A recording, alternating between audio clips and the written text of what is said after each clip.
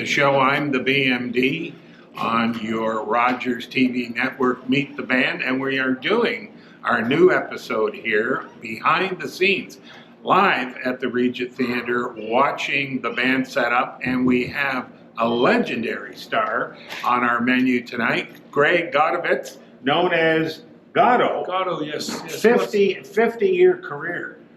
50 years with Goddo. Yeah. 60 years for me. 60. I started playing in 1964 because of those four fabulous guys from England. Called the Beatles. That's been my band forever. And that cranked you right up. Well, you know, fortunately I had two older brothers, so we had Elvis and Ricky Nelson and Jerry Lee Lewis and Carl Perkins and all those guys going through the house anyway.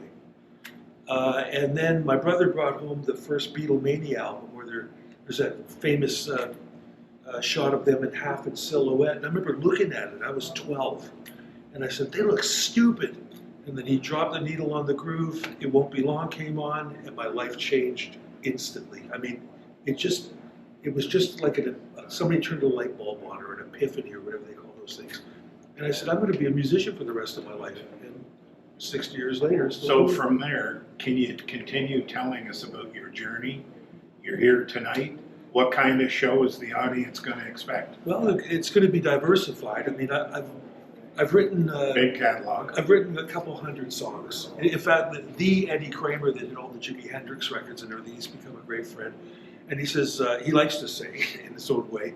Greg has written a couple of hundred songs, a couple of which are actually quite good. Mm-hmm. Thank you, Eddie Kramer, for that left-handed compliment. So, in your career, I think this is a tough question because you've done millions of shows. Best show, best song, best event. Boy, there's so many of them, but I have to say the one that stands out is when we played the big stadium show at the exhibition back in 1979, and it was Aerosmith and Ted Nugent and Nazareth and the ill-received Ramones, got horrible. Moxie played, Johnny Winter played, and we went on second, and there was 50,000 people there. Even at 12 o'clock in the afternoon, there's 50,000 people there. And at one song, which we're doing tonight, there's a little sort of audience get involved here. Mm-hmm. And I could see a couple of people doing it, but there's 50,000. I said, hey, look, if you guys are going to sleep, so am I. So I just stopped playing and laid down. It's only a trio, so you got guitar, drums, and me sleeping on the stage. And then this roar came up, and it got bigger and bigger and bigger. And I stood up and said, okay, we're all awake now. Let's let them hear you in Etobicoke. And we got an encore. And nobody knew us. I mean, we were just a local band playing in little bars around town. But they sure warmed up to us fast. What about nerves, butterflies? Will you get them tonight or is it gone? No, I used to be a bundle of, not nerves so much as anticipation and, get pumping the adrenaline up to get ready to do what you're supposed to be doing. And but I guess I could be a bit curt with people on gig days. This is so long ago. And my girlfriend at the time said to me, why do you get like this every time you have a show? She goes, you could go out there and just do this and they'll go nuts. Mm-hmm. What are you worried about? And then everything like that disappeared. And I was never like that again, because I thought, yeah, she's right. People like what we do. And they're paying to see you, so you got to be doing something right. Back in the day, we did something together. We grew up in Scarborough. Yes. I went to Cedarbrae Collegiate. I'm just a shade younger. Yeah. But I saw you there back then, and you were loud. It was loud and proud era. Can you talk about where did that come from? Well, I think I would have been in Flood when we first did those high school dates with the Pilling brothers. No, I'd met Brian Pilling in grade 9, so 1964, and he was actually sort of greasy back then. I already had a Beatle haircut, and during the initiation day, I think they called it twerp day, he showed up and he combed the grease out and had a Beatle cut in this collarless jacket. And I said, hey, wow. And we ran across the field pretending we were being chased by girls and then we collapsed. And he said, my brother Ed's coming back from England next week. We should put a group together. So we did. And, unfortunately, Brian passed away from leukemia many years ago. Ed's still with us. I was sort of hoping he was going to be at the show tonight.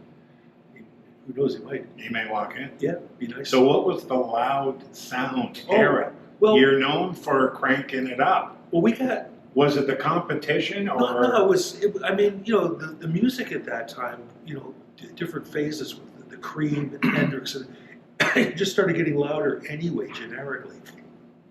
So with Flood, we got tired of waiting for the big time, and we were the first band, I'm positive of it, at least in Toronto, that started bringing in proper production. So we'd have good lighting, and we'd have good sound, and we had a road crew, and we had a truck, and and we had big Marshall stacked amplifiers. So there's no way you can play those things quietly. I felt a feeling of theatrics too. Well, in Flood, And watching the videos and know your own character. Oh. I've seen you run into the stands on some of of my research on you and show business, right? yeah. So what about the all-in-one guy? I felt promoter, self-promotion, singing, writing, producing. It's all you. But tell the viewers about the all-in-one. I mean, it just sort of developed, I mean, when I Can was you expand on that? Well, yeah.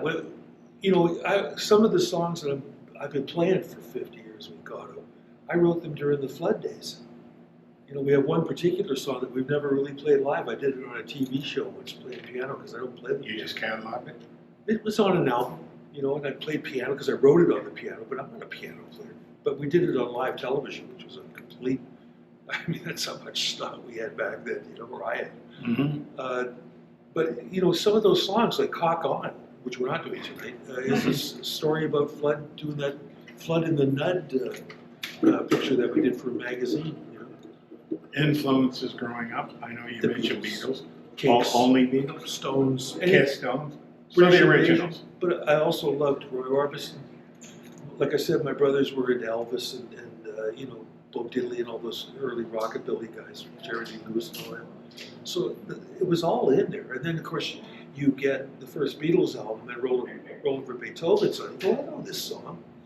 And then they say, well, this is by this other guy named Chuck Berry, So you go, well, if it's good enough for the Beatles, it's good enough for me. So all of a sudden, the Stones, their early albums were just nothing but covers. Mm-hmm. First couple of records, anyway. Can you share with the listeners and viewer your typical 9 to 5?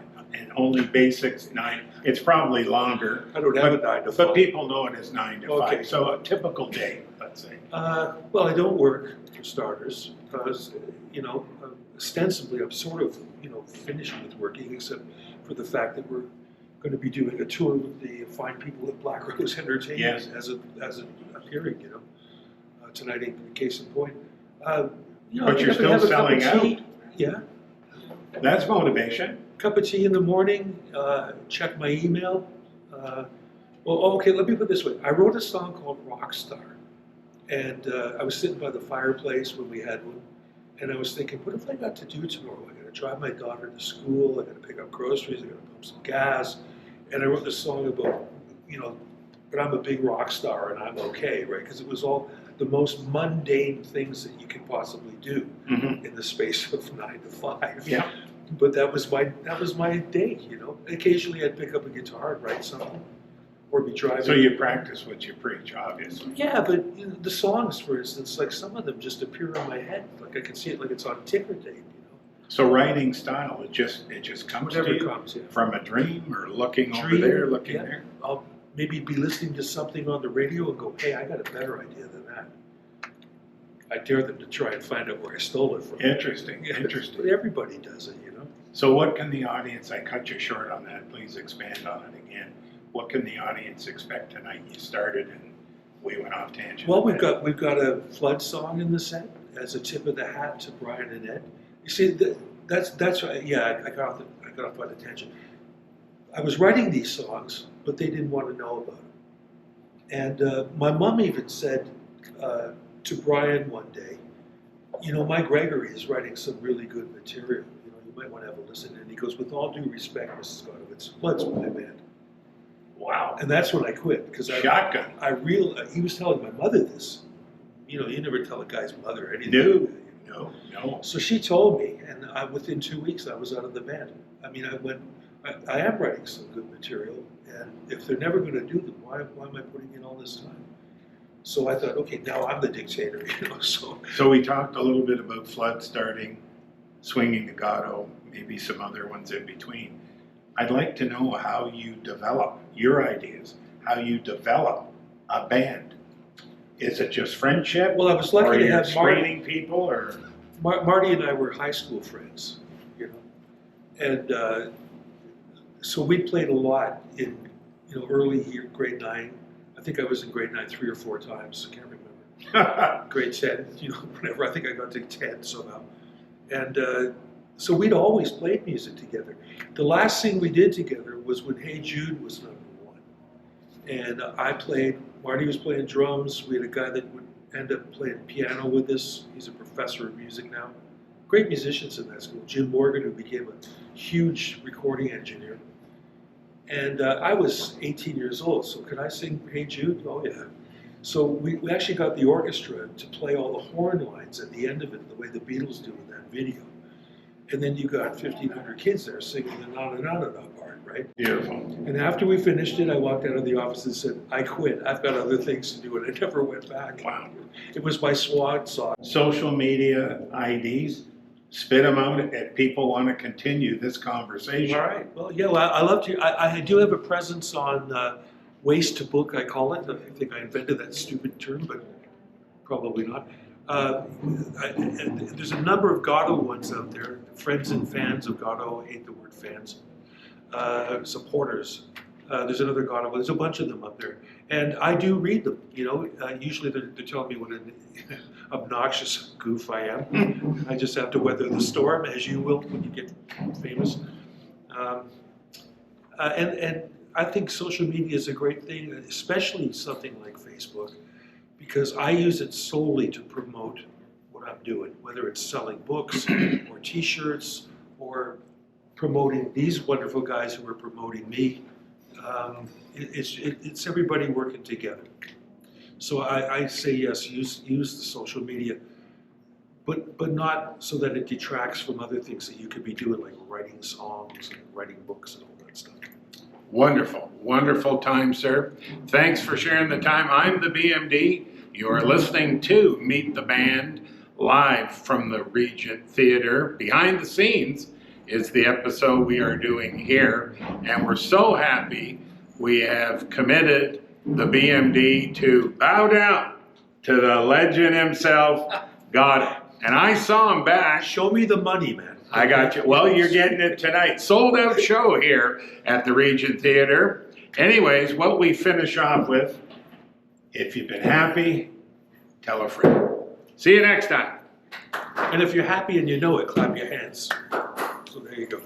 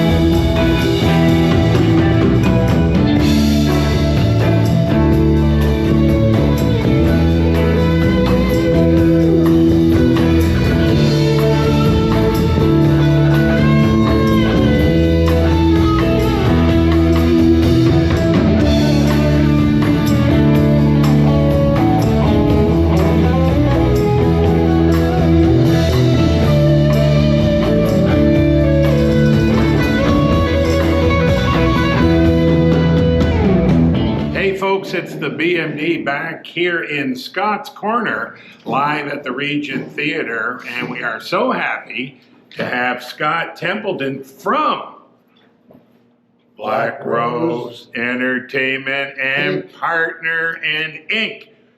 I know the wife just walked out. We want to make sure partner. She was Hawkeyeing me over there. We did invite her to come in, but she didn't want to come in. She said no. Yeah, she's shy. And she said, I know you were going to ask me that, BMD. Listen, last time we were together, you were just about to launch the Mad Dogs and Englishmen show, tribute to Leon Russell and Joe Cocker. Fans want to know, how did that go? Honestly, the musicians that were on stage, there's 13 musicians that are top notch from Canada. Studio musicians. Studio musicians and band everywhere. Yep. Lance Anderson is an amazing director. He pulls people out from all over the place. These guys are amazing blues players from all over. But how did the show go? Well, that's what I'm going to get to. Gotcha. But these guys are amazing. So now you take 13 amazing artists, put them on stage, and they're playing the music of Leon Russell and Joe Cocker. It's a rock and roll clinic. Oh, it was beautiful. The people in the audience. They went nuts. They went nuts. They loved it. They're hoping they're coming back next year. Okay, well, that's your job. Yeah, that's my job to make sure they do come back. That's good. People ask for them, we try to get it. Okay, now what about out of town? Because you've expanded Blackrose Entertainment. You know, out of town. Yeah, I'm here in Kitchener, London, Meaford, Lindsay, Peterborough. We have, well, Tell us share it. like a lot of the shows that we've been doing, we're a lot of shows that are coming out. We have Goddo. Actually, right now we have them booked in 5 different theaters for next year. Holy Going smokes. for the start of the tour. We have it's going to Hold be on one second. It's going to be his 50th anniversary tour. This guy's 60 years in the industry, he told me. Yeah. How do you keep him going? You know what? When we first, it's interesting. When we first started going, he came out to one of our shows, Grease the Concert. We had here, and he was a guest of the band to watch the show. And they had talked to him and said, hey, you got to talk to Scott. Scott will get you going on, Scott and Christine will get you going on doing your 50th anniversary tour. So I didn't waste any time on it because I know who Goddo is. Oh, absolutely. I mean, Greg Godovich, everybody knows. Honestly, if I go back in history, my cousin, Yvonne Way, who plays for the Riffs, was also in another band called Cats and Dogs with Greg Godovich. Wow. So there's a connection through there. And Peter Way, unfortunately Peter's passed away, but they were together in that. We're actually in a couple of these shows that we're doing coming up, probably Meaford and Midland. I've asked Yvonne if she wanted to come on and open for Greg Godovich. Wow. So that should be like... So you're now Mr. Creative too. Oh yeah. Wow. Oh yeah. Okay. So now 25 is coming up. You've teased It is coming up. 2. Are you at all able to tease without giving away on something maybe that's just hit the fire? Well, can't really give it away, but they have been here before. Okay. But we're bringing them back. Okay. Well, that's general, but at least we got it out of you. And they are original artists, so. Wow. Well, folks, you've been listening and watching too. Actually, one of my favorite segments we developed, Scott's Corner, because each week we are slowly getting him to talk about the teasing. I hope you like the teasing. I'm the BMD. This is Scott from Scott's Corner. This is Blackrose Entertainment Inc. And finally, how can people get to you? If you follow blackrosentertainment.ca website or follow us on Facebook at Blackrose Entertainment Canada. Don't forget now, our sign off. If you're happy, tell a friend. Thumbs up. See you next time. Listen to this.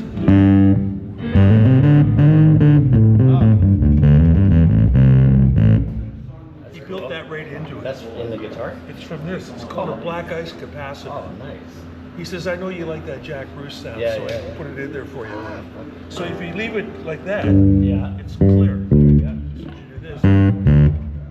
That's handy. I use Right it. there. Marty's got one of his songs. I need like a tuba. Yeah. Yeah, yeah. Oh, that's cool. It's nice to have it right there. Hello, welcome back to the wonderful, beautiful downtown Schwa Rock City for December's listings of what's going on in the core. A lot of really good stuff, a lot of good local stuff happening, which is fun. Always super happy about that.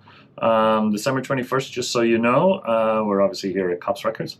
We're going to have a busk with some local bands. Viviana and Catbag amongst them are going to be coming and going to try and raise some funds for Simcoe Hall Settlement House. So that's December 21st. So come by when you're out doing your Christmas shopping in beautiful downtown Schwa Rock City.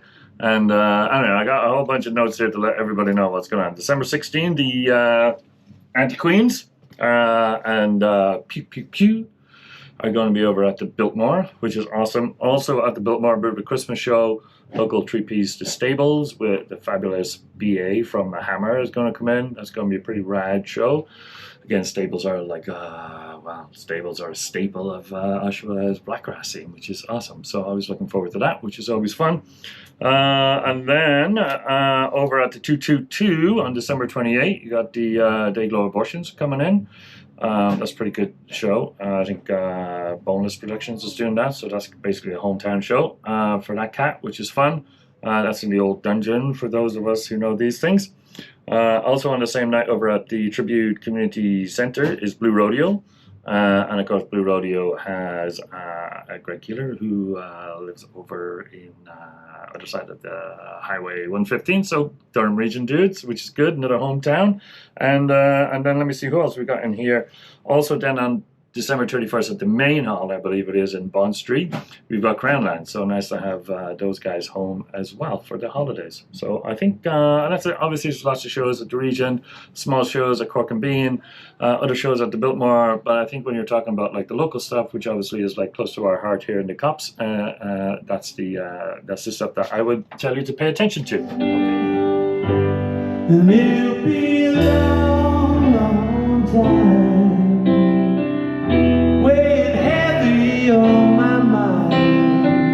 How much you call for any time until I hold her in my arms once again.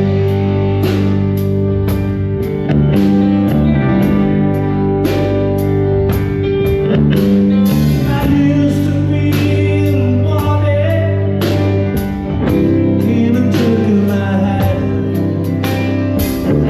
You showed me how to understand. You know now I'm feeling better. Got a lot to thank you for. I'm glad that I love you even more. It'll be a long, long time. Swaying heavy on my mind. How much you call for every time till I hold up in my arms once again.